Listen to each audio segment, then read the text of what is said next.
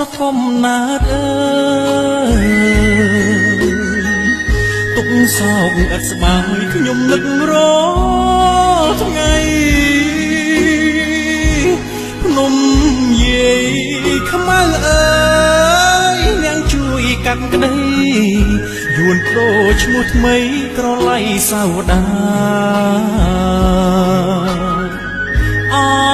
ព្រៃនគរខ្ញុំសូមច្រៀងផ្ដាំ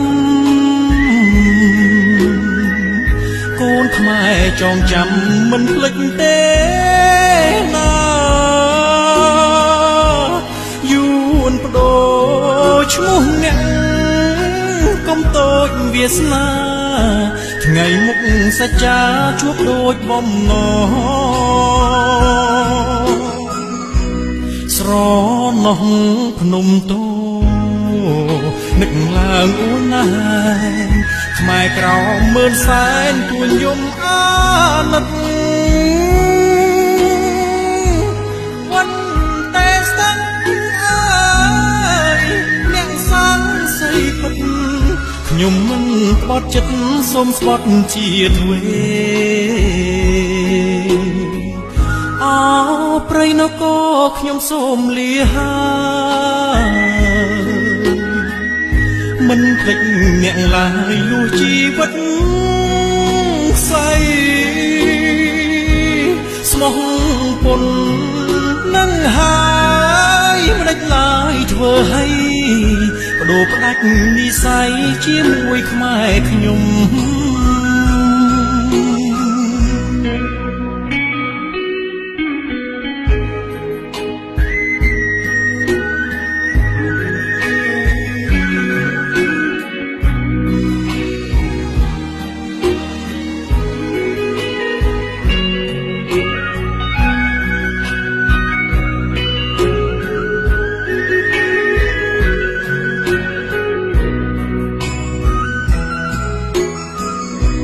ស្រណោះភ្នំតូនឹកឡើងអួនណាស់ខ្មែរក្រោមមើលសែនទួញយំអាណិតវ៉ាន់តែស្ទឹងអើយអ្នកសាំងសីពិតខ្ញុំមិនក្បត់ចិត្តសូមស្បត់ជាទ្វេអោព្រៃនគរខ្ញុំសូមលាមិនភ្លេចអ្នកឡើយលុះជីវិតស្អីស្មោះពុននឹងហើយមិនដេចឡើយធ្វើឲ្យបដូរផ្ដាច់និស័យជាមួយខ្មែរខ្ញុំ